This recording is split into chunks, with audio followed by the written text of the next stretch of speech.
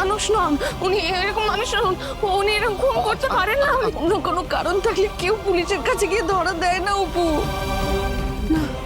22 বছর আগে এই থানায় যে কেস হয়েছিল, রাজনন্দিনী সিংহ রায়ের সেই কেস ফাইল আমি রিওপেন করার আর্জি জানাচ্ছি। তাকে খুন করার অভিযোগে আমি আর্য সিংহ রায় আত্মসমর্পণ করছি। Arrest me.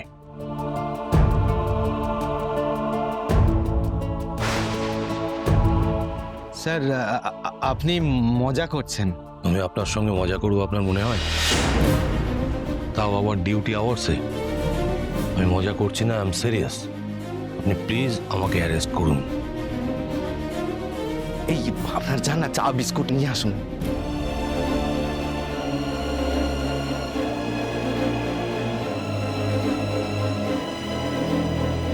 বলছি, আপনারা থানায় অপরাধীদের সঙ্গে এরকম বিহেভ করেন?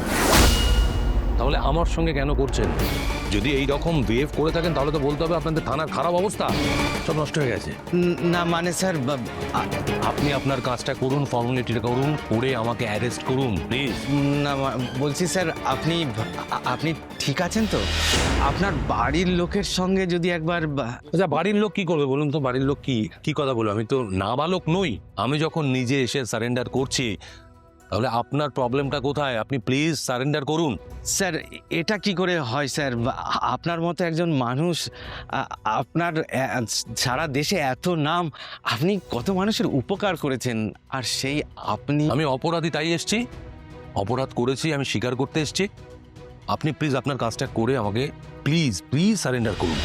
আপনি পুরনো কেস ফাইলটা, 22 বছর আগের কেস ফাইলটা ওপেন করুন, ওখানে সব রকমের ইনফরমেশন পাবেন প্লিজ। স্যার পকেট মানি করছিল, ধরেছি বেটাকে। হ্যাঁ ঠিক আছে এখন যাও। আচ্ছা, আপনি আমার জন্য আপনার কাজের ক্ষতি করবেন না। আপনি আপনার কাজটা করুন তাড়াতাড়ি, যা করার করে আমাকে অ্যারেস্ট করুন। আমি আমার স্টেটমেন্টটা আপনাকে দিতে চাই, সেই বয়ান আপনি নথিভুক্ত করুন প্লিজ। এইবার তুমি মুক্তি পাবেই অপর্ণা।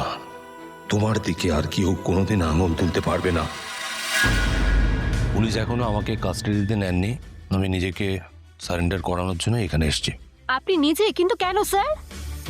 অপরাধী মনে করি তাই।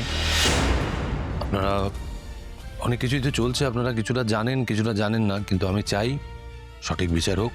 বিচার প্রক্রিয়াকে সাহায্য করার জন্যই আমার এই সিদ্ধান্ত।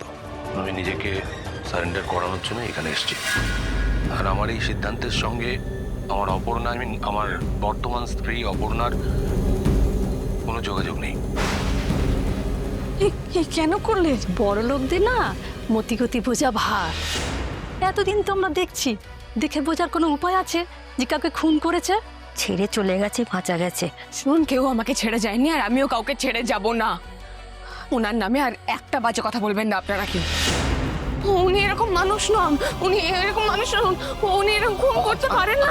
অন্য কোনো কারণ থাকলে কেউ পুলিশের কাছে গিয়ে ধরা দেয় না অপু।